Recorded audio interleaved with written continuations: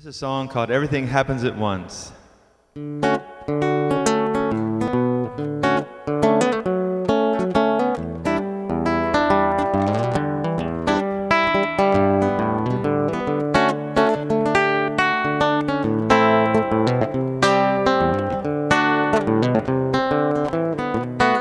Culture and me. It is a place where the truth should be carried. The arts and music scene really shows what people are about. Share what's going on here in York.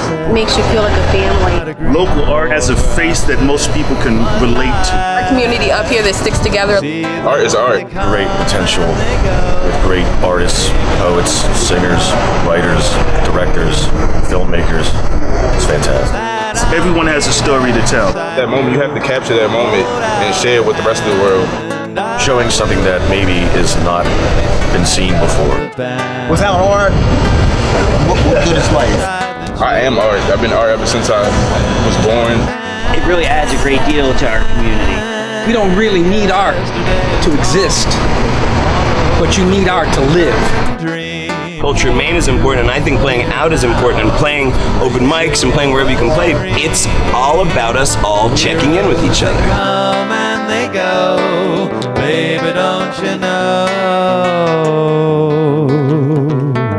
that I'll be your forever, your stone vaulted hall. I will be there when they tear down your wall. You got the one by the ball.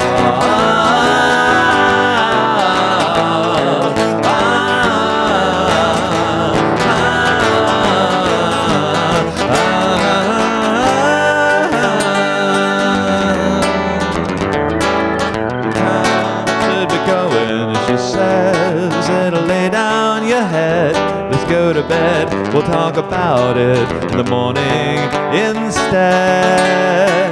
I'll throw a log on the fire, we'll burn our regrets. A succession of presents, right one by one, for the rest of our lives living under the sun. Our time is only begun.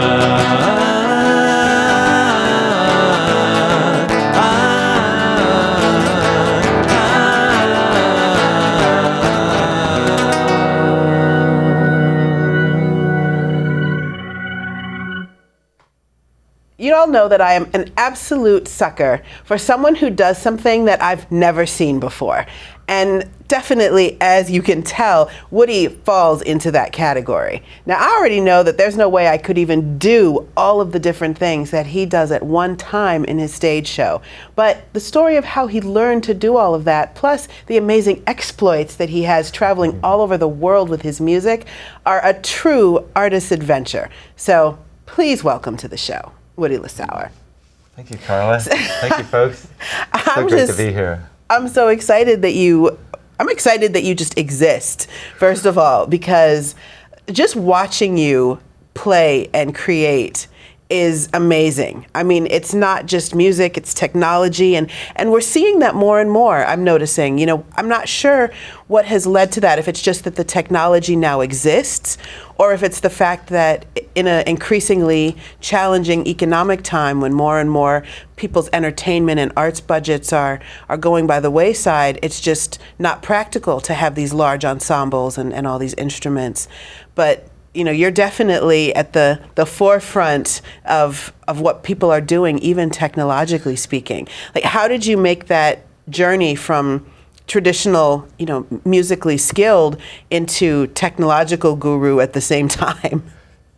I was always interested in the technology, even back in the band days. So it precedes having to do it.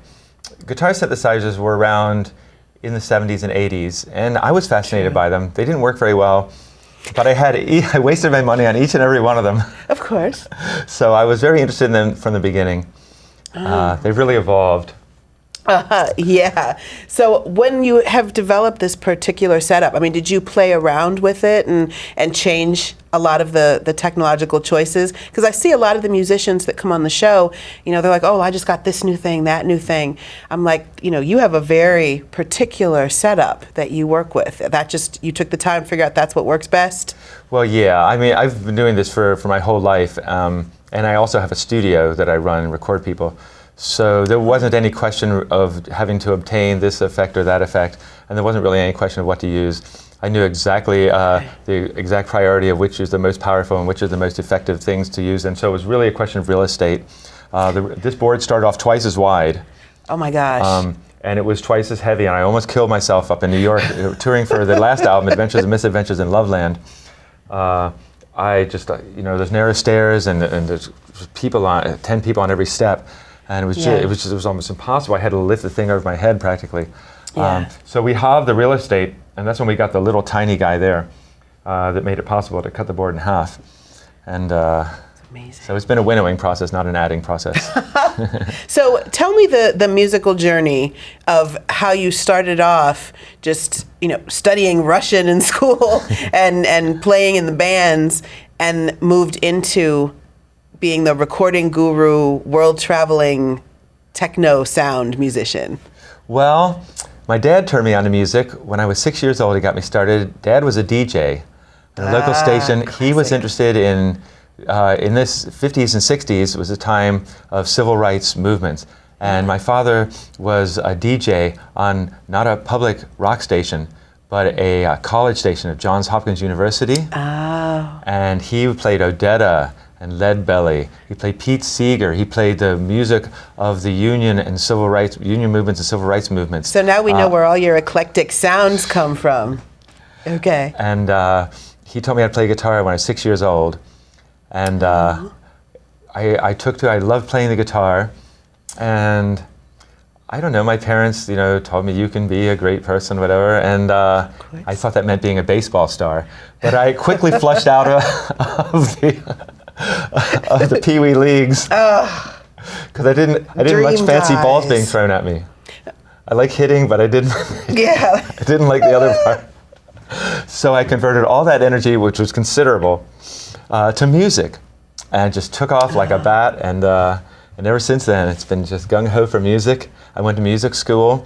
I got a degree in composition from Towson State under the great Hank Levy. And then I went to study. I got a job immediately after getting out of school. I got a job with Gordon Michael's band on A&M Records. And this is the heyday, the golden age of bands. And Gordon was huge. He had a monster hit in Japan. And Herb Alpert's label A&M Records had signed him. He had the great jazz players on there. You know, Hugh Padgham was on there. And Larada, and all these people were the players on his record, the great studio musicians in the world. And from there, it was just band after band. I never stopped working. If one band crapped out, I would get another band out of the Sun Papers. This is when ads were in a thing called newspapers. Oh, and, back in the day, yes. They had these things called classified ads. Yeah. In the newspapers, and you would pick up this physical piece of paper, and you would find a job. And so basically, when there was no more guitar jobs, I would take a keyboard job. I played keyboards with Pebbles and the Bam Bam Boys, the biggest, you know, kind of prom, you know, large dance band. It was like it had horns. It was kind of a, you know, high money top 40 band. Nice. With a lady who looked like Pebbles, you know, fronting the band. Nice. And when that, you know, bands don't last forever, and when that finally ended, I got a bass job in country music with the Alamo Band that was Maryland's #1 country band that year, and I would join the band on stage. It turns out country music, doesn't have that many notes, and so no rehearsal was required. I simply went up on stage and commenced my employment. Well, there you go. Things went, during that period, we had developed a band called Cubic Feet, which was an original band, and we worked that in the daytimes as I was playing clubs at night. And Cubic Feet got signed with Warner Chappell, the world's largest music publisher, a division of Warner Brothers, and they signed us to a writing deal. And that was a big change. That was 1988, and things really changed then. Cubic Feet still exists. We just played Sundance the other year, film festival. Nice. But for all intents and purposes, my focus on that changed at the turn of the millennium when I started my solo career. And what's the difference between playing solo and doing the work with the bands and working in these groups? What made you decide I'm going to just go and follow my own vision? Well, there's two aspects. There's what is a band in the studio and what is a band live. What is a band live? We already talked about that. It costs a lot of money to take a full orchestra around the road. They're not going to pay enough to pay the musicians, so what are you going to do? Right. Secondly, I've learned, as I advance as a player, my playing's got more. I played my whole life. It's the only job I ever had. So, I like to think I can play at a sophisticated level now. Absolutely. And there's not too much use for that. And a band is mostly where you take music and you chop it up into little bits for each musician. They're very they're easy bits. The bits that you play in a band are very easy. So not really a chance. But when you play solo, you have to do it all yourself. It's much more challenging. But it's also, you can also show off better. So people can see, you can show you're a better player playing solo, clearly, than you ever could in a band. So there's that aspect. And the third aspect is the studio. Studio is writing the songs, really. And while some bands do write songs as a large group, some writers find it extremely constricting to be, only 1/6 the writer and to have to write everything by committee. Writing by committee can be intensely frustrating for, a lot of authors or musicians, especially as you get, more advanced and you know your own style. It's often difficult to, to really share everything. The democratic process, so valued and useful in our government. Maybe not so much for me anyway. On the creative level.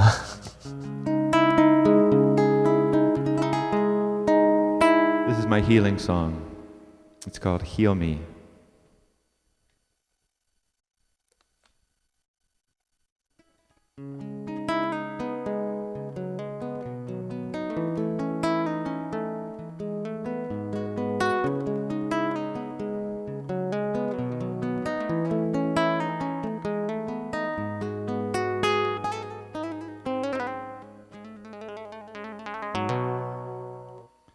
Got the way to reach you when everything's uncertain, when you can't get yourself up out of the room, when hurt is all you feel.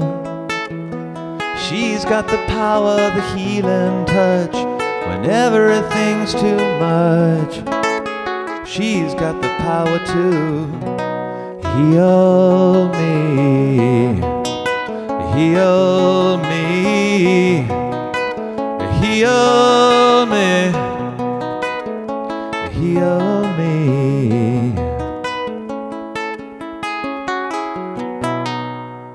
She's got the voice to soothe you when it's all sand and ashes. She's the drop of honey that's descending down your throat. She is the breeze, the autumn wind that laps your aching skin. She's got the power to heal me, heal me, heal me, heal me. There's a place in the vast above for an angel of light and love.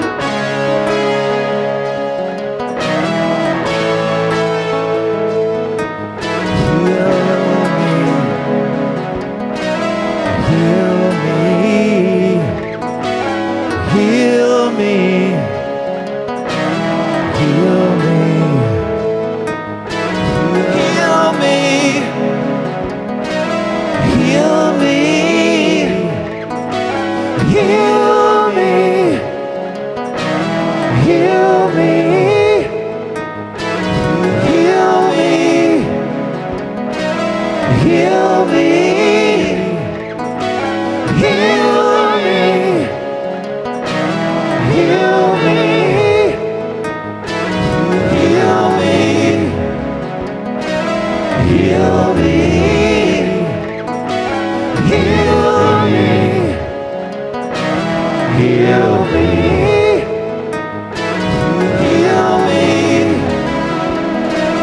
heal me, heal me.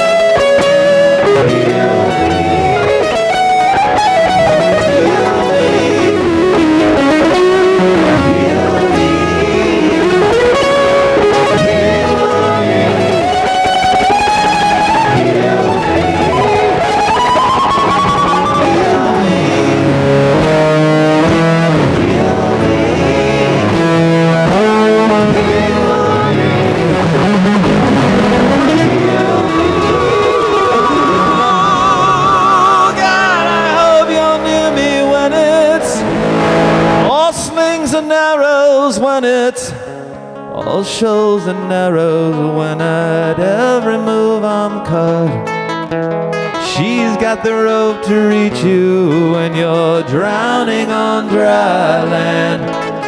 She's got the power to heal me, heal me, heal me, heal me.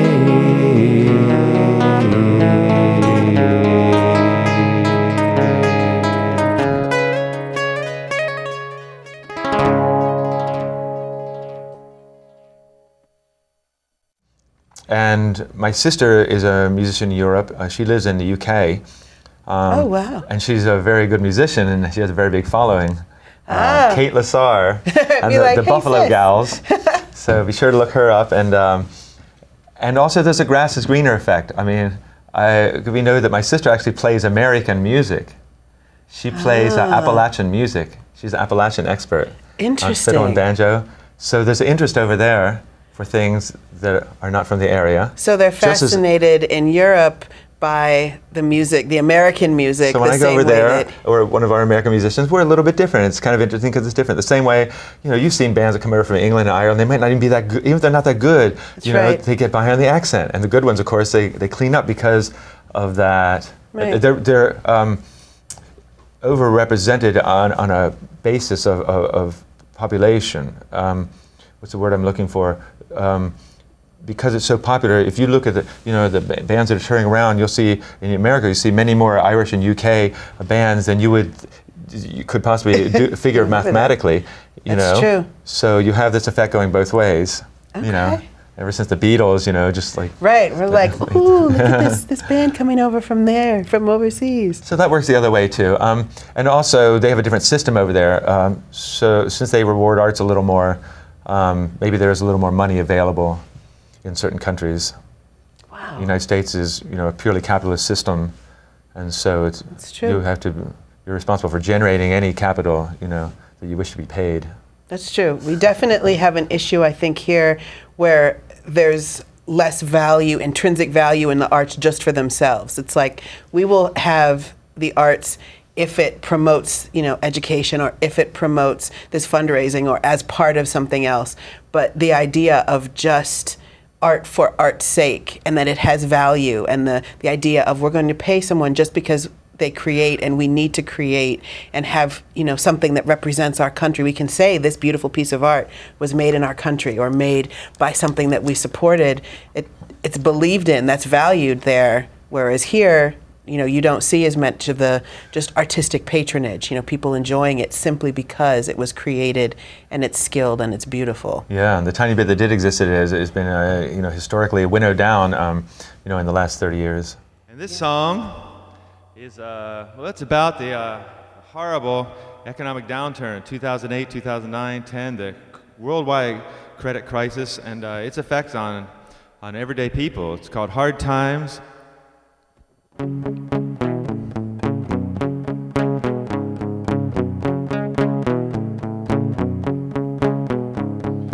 drop by drop and step by step.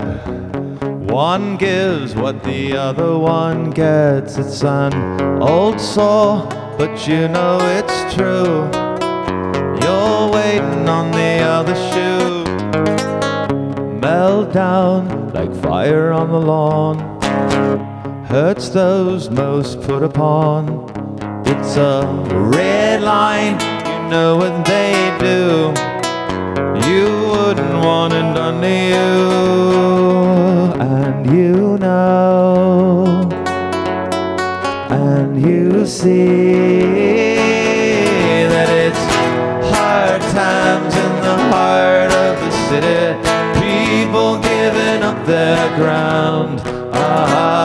People losing half their time.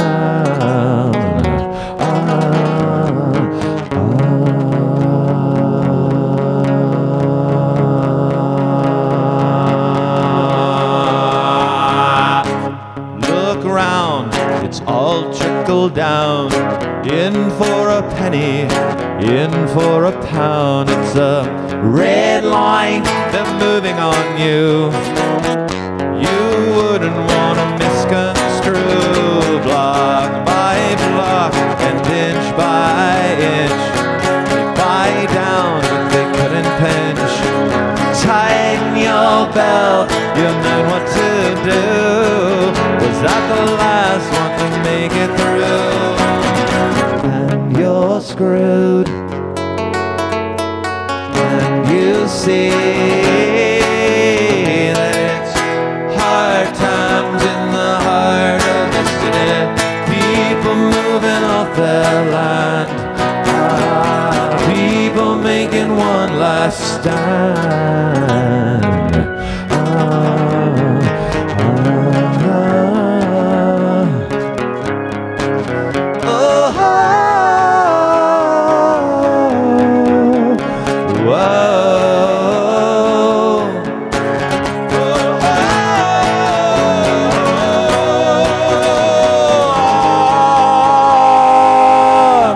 Dyer used to live next door. He wasn't rich, but he wasn't poor. He lost it all in the crunch of '08. Was it his move to deregulate? And floods come, and floods go, and it's hard times in the heart of the city. People giving up their ground. People losing half their town. And it's hard times in the heart of the city. People moving off their land. People making one last stand.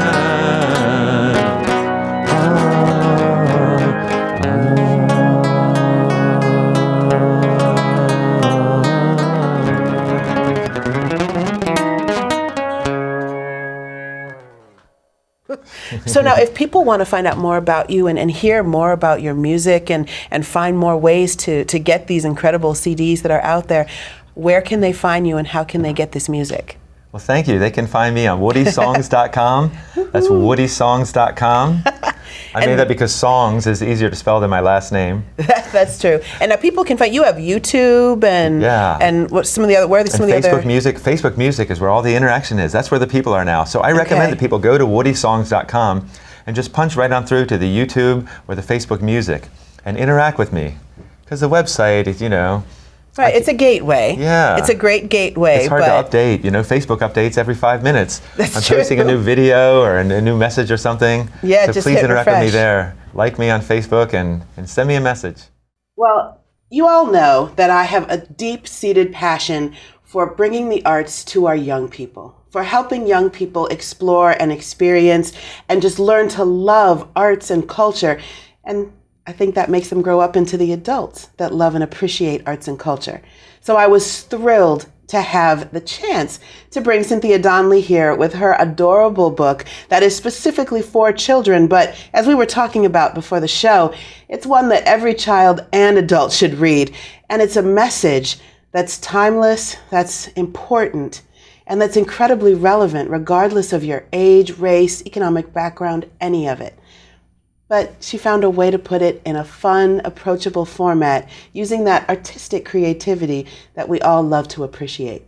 So please welcome to the show the author of Oh, I'm So Angry! One of our favorite authors, Cynthia Donnelly. So what gave you the inspiration to decide to write this particular book? Out of all of the, from tying shoes and going to school for the first time, that this was the thing that struck out to you that you wanted to make sure that young people had? My inspiration came from, number one, my background, which is in special education. I have a Master's of Arts degree in special education, and I taught high school special ed students. And then I had 3 children.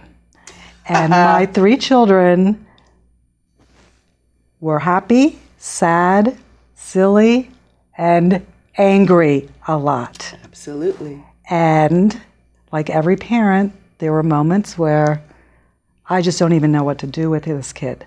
But fortunately for me, because of my background, I knew a little bit more.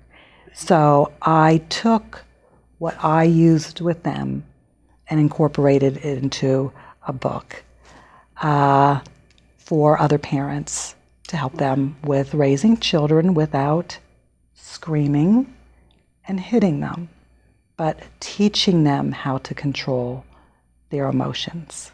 So this really is something that can be useful for parents too, because you've got parents that have just as much of a frustration and a wanting to yell and scream and even hit. So if the children can teach that, then maybe the adults can learn from the students. Absolutely.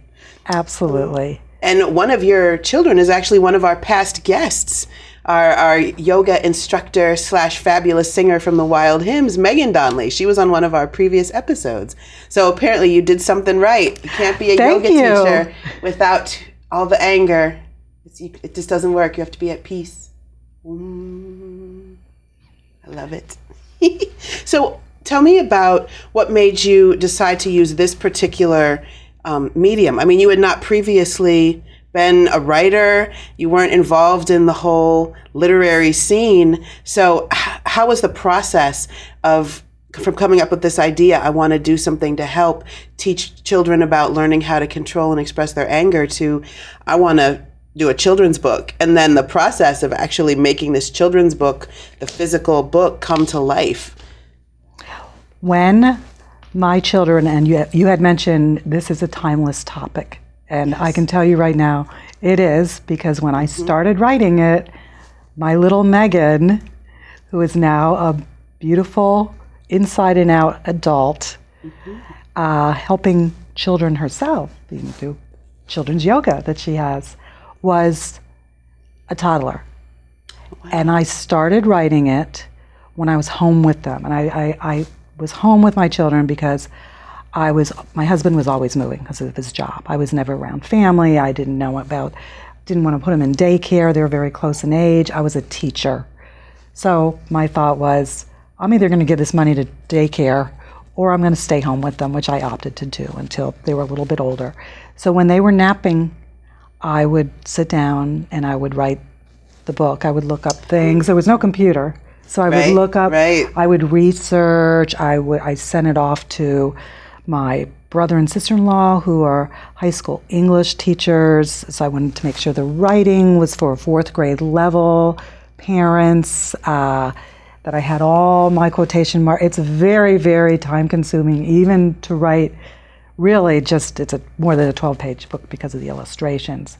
But because of my own background, again, and because of raising my children and trying to raise them as best that I could without all the negative emotions that parents have, That's where I started. At the time, I had another illustrator, and there was no self-publication. So he illustrated some of it. It was actually my brother-in-law, and he did some of the graphic design. And he was living in Brooklyn. I was living in Washington, D.C. at the time, and we were back and forth through the mail. Don't you love it? Gosh. Through the mail. Old school. Onion skinned paper that he was drawing on. And I would send a book in. I belonged to a children's book society, but you could not multiply submit. I mean, ethically, I'm sure people did. So you would find an author who was interested in this type of book. A publisher. And sometimes I would wait up to a year to hear back. Oh, wow. Then there was nothing you could do. Right. And I have the proverbial rejection letters that I could do a whole wall. Of course. And then my brother-in-law became very, very busy. And my children were getting older, and I was still doing it. Right. And then self-publication came into it. And I bought a couple of books on self-publication to make sure I got the appropriate publisher for me. And I just said to myself, I'm doing this. I have all this work. I put so much time into it. And then, fortunately for me, I found an illustrator who had just graduated from a 4-year program in children's book illustration. Wow, I didn't even know that you could do that, an actual children's book illustration program. That is too cool. A 4-year program in San Francisco, awesome. Yes. And she was up for helping me. So I retained her, and we did all our contracts, and everything is very... she is my niece, but everything is very above the Still board. above board. We don't put love in our emails. And she just did a beautiful job over the course of the last year and a half. I would send her the pages, and she would send me copies, and it was all done ink. Awesome. And she would put them up with pins up on her. You'd see in her apartment all the illustrations. Do you approve? Do you not approve? So it was very professionally done. Nice. And then we completed it in December. But she had the capability when our first book that came out, the font wasn't right, the pagings, the top was bigger than the bottom, and she saw all this right away. No, this is not acceptable. And was able to work with the publisher. So you have a publisher even though you're self-published. Oh yeah, that's very true. But it's a whole different world. And when I say anybody can write a book, if you have a subject, it's doable. It's Right. very, very doable. If I can do it, anybody can do it. It is. It's definitely still work. I mean, I run a small publishing company, so I have to still work with printers. But because I run it myself, I do a lot of the work. You know, we have people that we work with that might do our illustrations, and we just did our first children's book with our new children's line. Wonderful. And I thought that the children's book, you know, it takes me tons of time because I'm mostly the content editor. So I'm poring over pages after pages after pages of, you know, poetry and stories and the writing. I'm like, a children's book is going to be so easy. But it's really not, because you have to cover so much about a topic, keeping it entertaining, every word, beginning, middle, and end. You have to have a story and characters. You have to make people care and invest. They have to have a specific flow to how they move so that there's a sense of almost musicality or rhyme in it so that the children will keep interested. It's like you're combining teaching and children's psychology and, you know, life in the Twitterverse where you've only got, 45 seconds to get an idea across. It's very true. You know, making it work with the artwork, because the artwork is so integral in a children's book, because, you've got children that are so visual and working with verbalization and you're teaching something that they're learning for the first time. You really want to get it right. Like you said, it can take years of research to figure out exactly how to distill this down into what's the message I really need to get across, what are the skills I really need to teach. It took us months and several tries and getting, the fonts and everything perfectly lined up, because you're shaping it around artwork and, You're putting it on different pages. It's in so a different true. place. You don't just automatically do it. It's like every word is being graphically designed, not just put on there. So the writing and the layout, the creation of a children's book is a very sophisticated business. And this book came out absolutely beautiful. Oh, thank you. Now, where can people get a copy of this when they want to know more about it? Anybody locally can get in touch with me. What I've done is I've developed, which I think this is kind of a creative idea, I've done a couple of book signings, as you know. So instead of having a business card, I created a bookmark.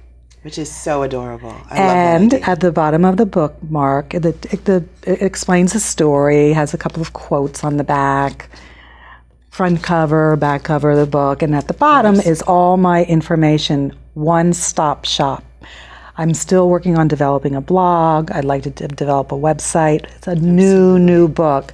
Facebook has everything. It also has parenting ideas. So when I every day I look and I find, usually online, so I have liked Huffington Parents and Parenting Magazine, and I find articles. Some of them are just funny, what comes out of a 3-year-old's mouth. Some of them are serious, parenting, how to handle your own anger, a takeoff on the book, all different subjects that are relevant to raising children, because I don't want it just to be about Cynthia's book.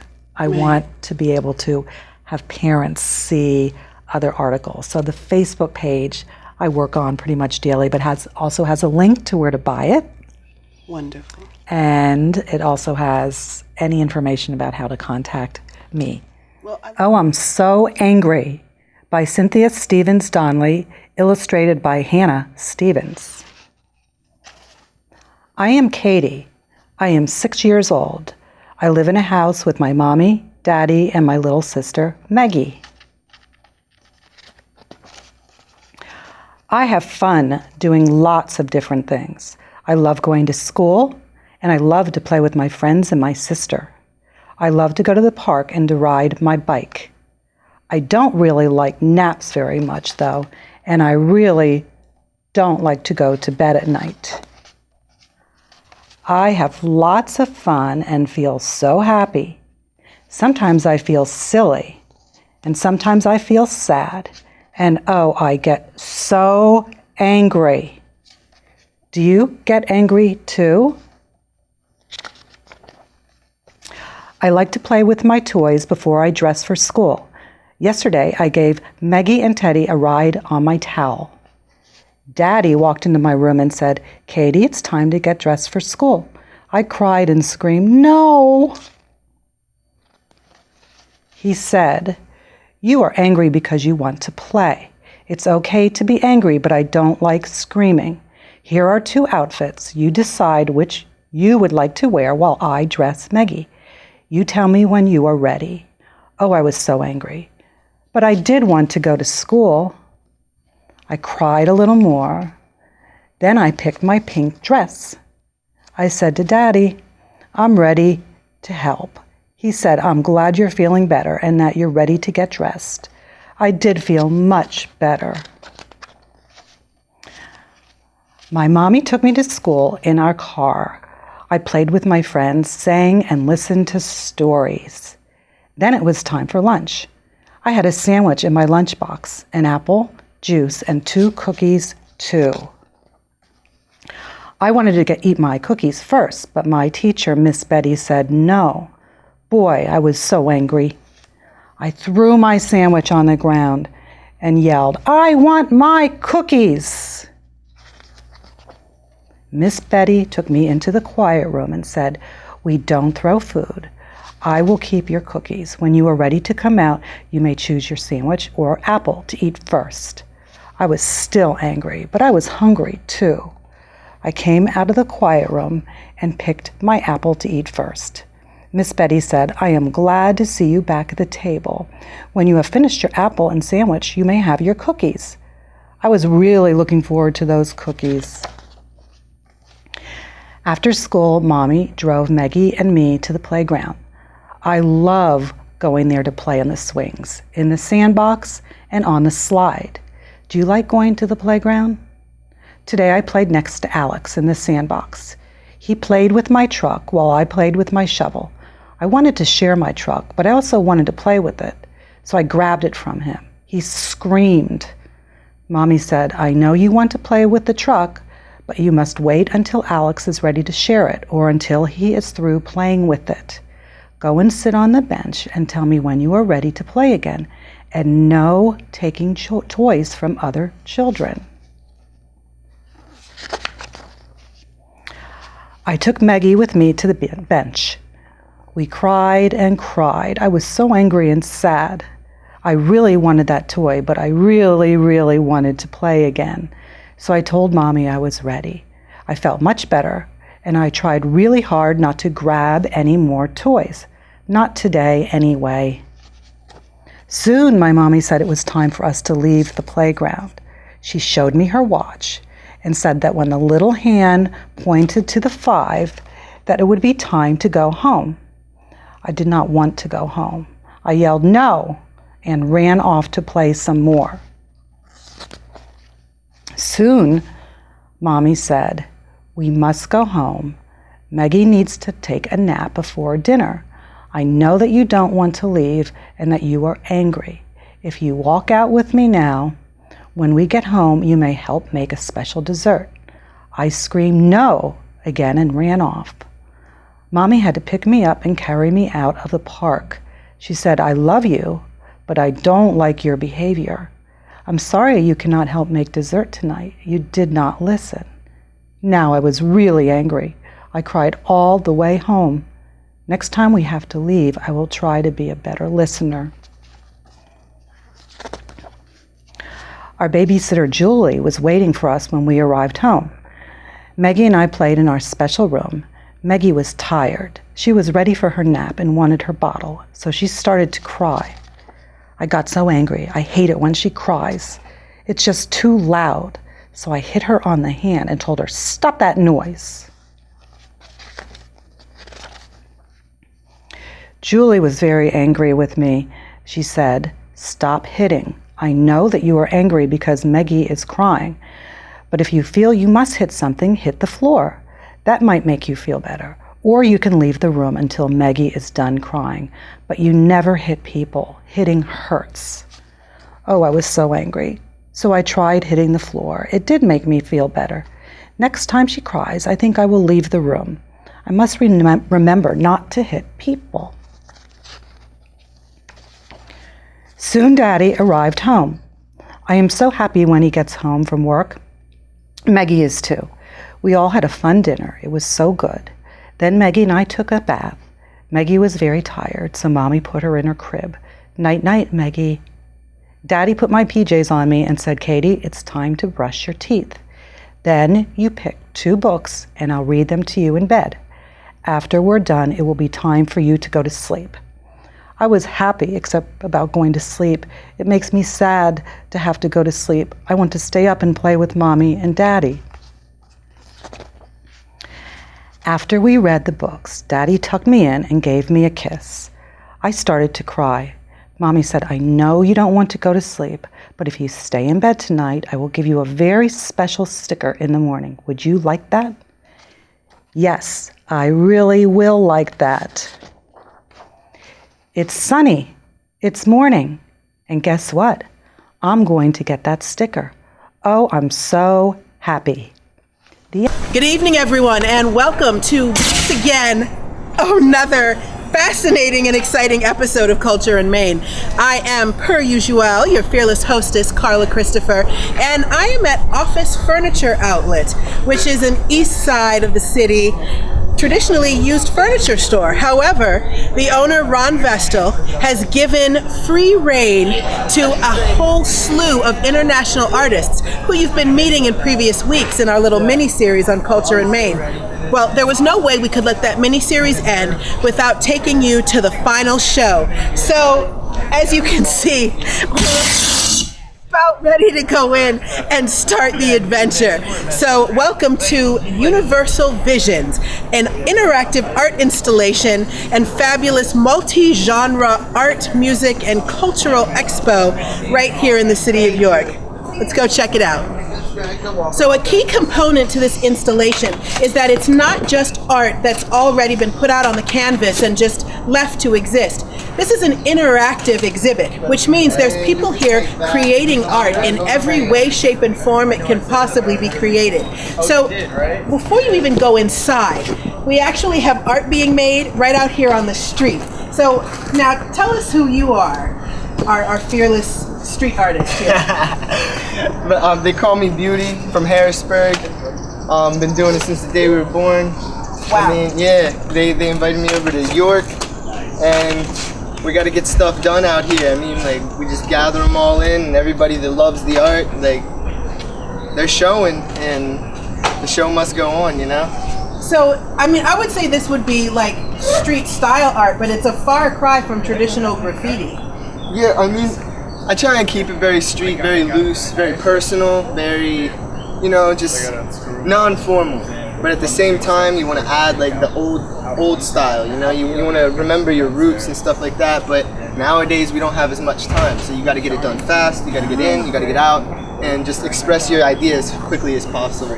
So, I mean, I'm already seeing, we've got outline, we've already got shading and shape and dimension coming in. How long have you spent so far creating this? I would say, I went in probably about 5 minutes before we got here. Then he said he wanted me to start at 6, so I would say about 25 minutes in. So in less than a half an hour, we already have an 8-foot face that's taking shape. So by the end of the night, this is going to be an actual full-on painting? I'm not even hoping. Yeah, definitely. Yep. Well, then I guess we'll just have to check back, won't we?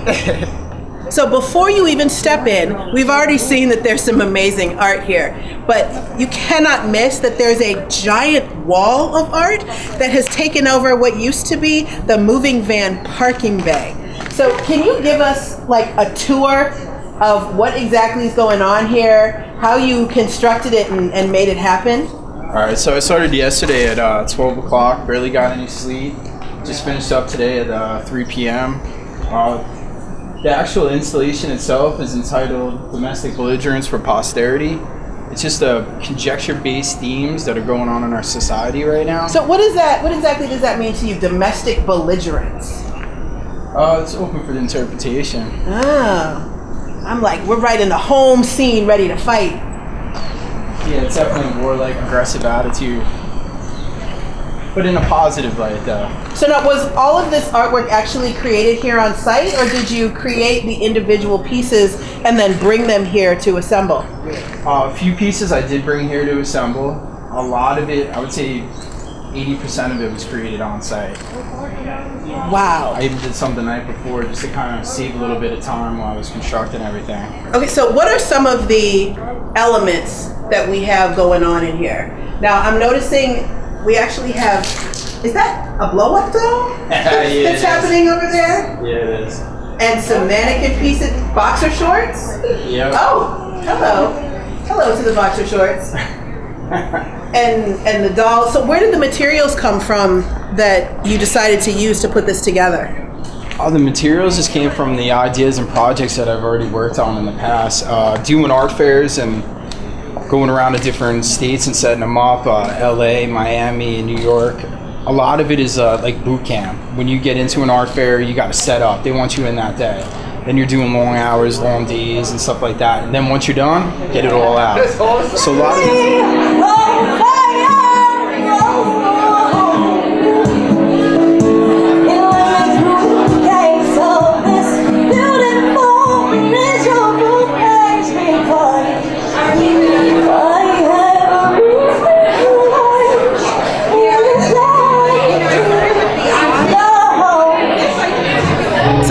The art here is done installation style, which means you actually have to go into it, touch it, and interact with it. Like this one, for example. You come first just to the picture, which is also a doorway.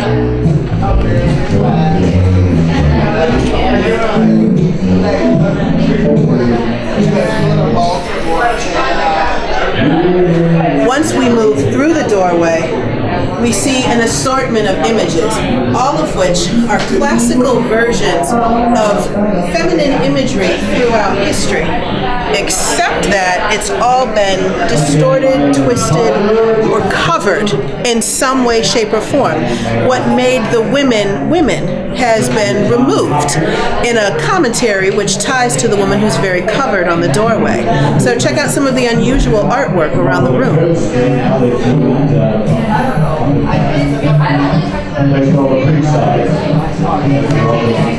This is a multimedia installation, which means that each piece is the actual original piece of artwork that it was inspired by. This is a multimedia art exhibit, which means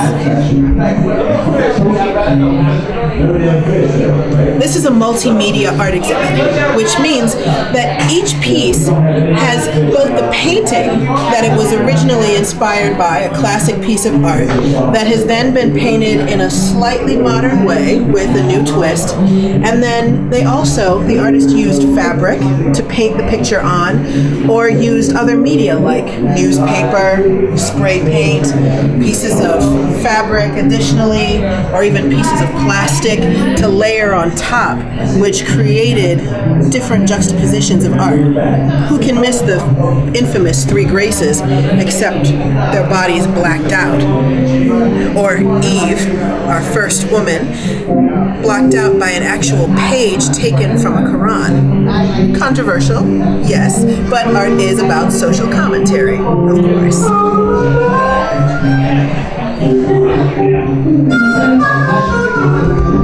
For equal opportunity, we even have a bust of the traditional Mother Mary, except Mother Mary is covered and her shroud, usually depicted in blue or white, has become a black that resembles a burqa, but so is her face, to lose any semblance of individuality or humanity.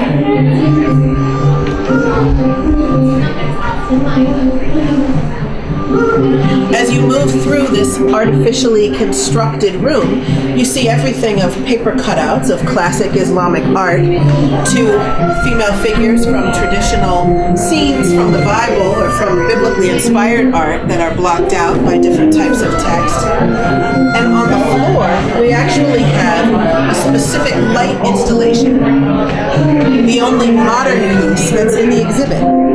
It's a photograph, and it's actually projected from the ceiling using light, shadow, and photograph and screen modern technology, so that aside from the art on the walls, the art at the door, even the floor has become part of the exhibit.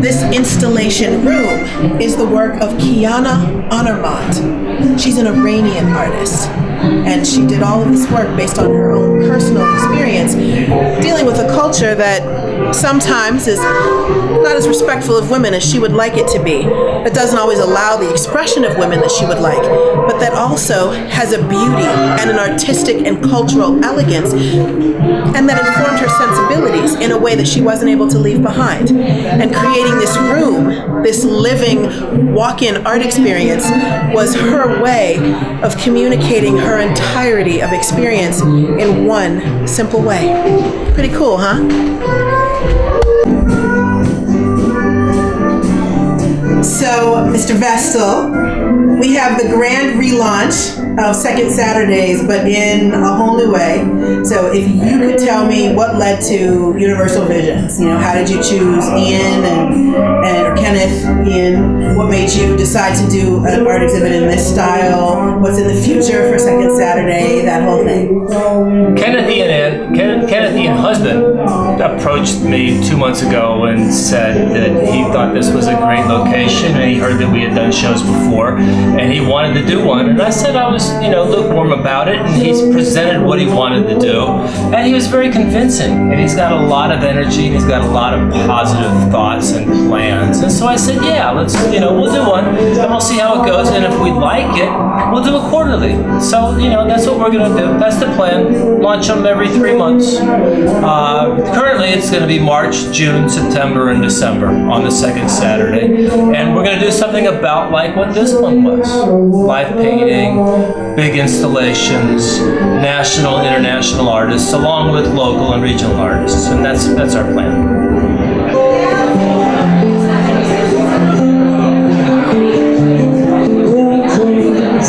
White shirt, walking through the room, they make my eyes burn like James Dean. For sure, it's so fresh today, they're sick as cancer.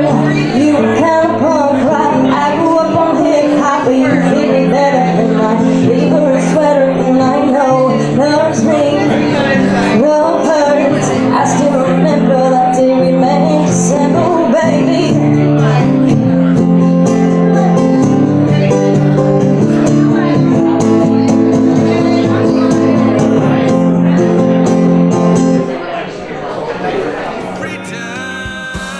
Excited about this. I love the atmosphere, and I just want to know more about it.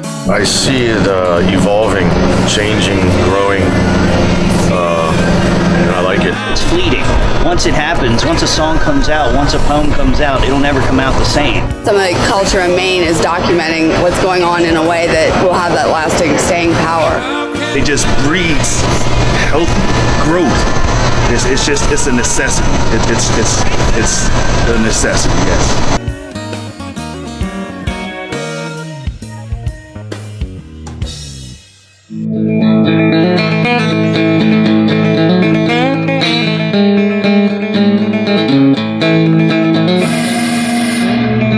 There you go.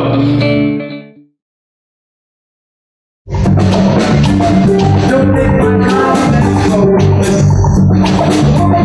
Don't take my kindness for weakness. Don't take my kindness for weakness. Don't take my kindness for weakness. Don't take my kindness for weakness. Don't take my kindness for weakness.